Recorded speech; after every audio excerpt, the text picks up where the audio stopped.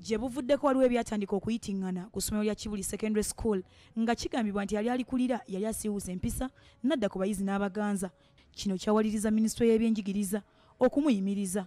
Era mu kaseera kano njagala kukkaatiriza nti omukulu w'essomero lya Kibuli Secondary yayimiriziddwa olw'ebyo okwemulugunya okungi okujja okulaga nti yenyigidde mu bikolwa ebitali birungi eri abaana baffe. Olwaleero akakiiko akafuzi akakulembera essomero lino ak'oku ntikko kakyusiddwa nga kati Oweekitiibwa Hajji Dr. Twaka Waase Kigongo ye ssentebe omujja ng'addidde Hajji Muhammadu Ntegeru Bwama mu bigere.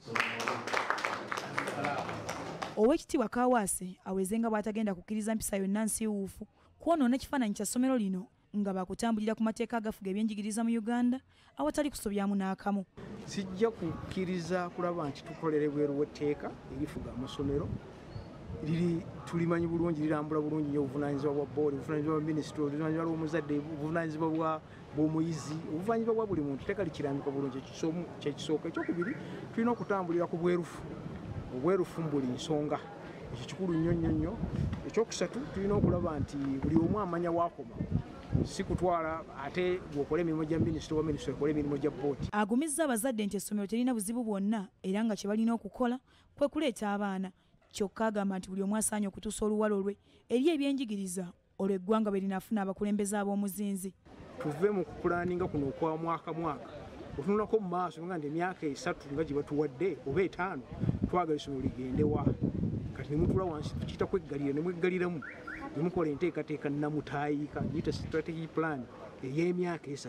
Omukolo gw'okulayiza olukiiko olujja gwetabiddwako ne komishona mu ofiisi y'ebyenjigiriza Alfred Chaka era ng'onolaze obwennyamivu olw'amasomero agaali gamanyiddwa ennyo olw'omuwendo gwe baateekanga ku bayizi okuba nga gasaanyeewo.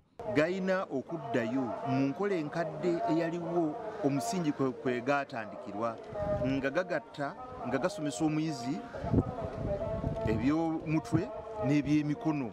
Twetaaga kati okufulumya omuyizi gwe tuyita comprehensive ali holistic naye n'ekyokubiri n'okugafuula ag'enjawulo kugali amalala. Abadde amyuka akulira akakiiko akafuzi ak'essomero lino era nga yamyuka Lord Mayor wa Kampala Hajjat Sarah Kanyike ategeezezza nga baliko ebirungi ebingi bye batuuseeko mu myaka 3 omuli okukyusa empisa z'abayizi, okuteekayo ekkolero ly'emigaati ku ssomero era nga gikolebwa abayizi, okwongera ku bizimbe by'essomero n'ebirala bingi wadde nga n'okusoomoozebwa kubasanze kungi. Twagala head teacher omujjuvu. Lwaki nti ebbanga Mwami Kamulege yali libaamu okusavinga emyezi 3 tujja buvwako dda.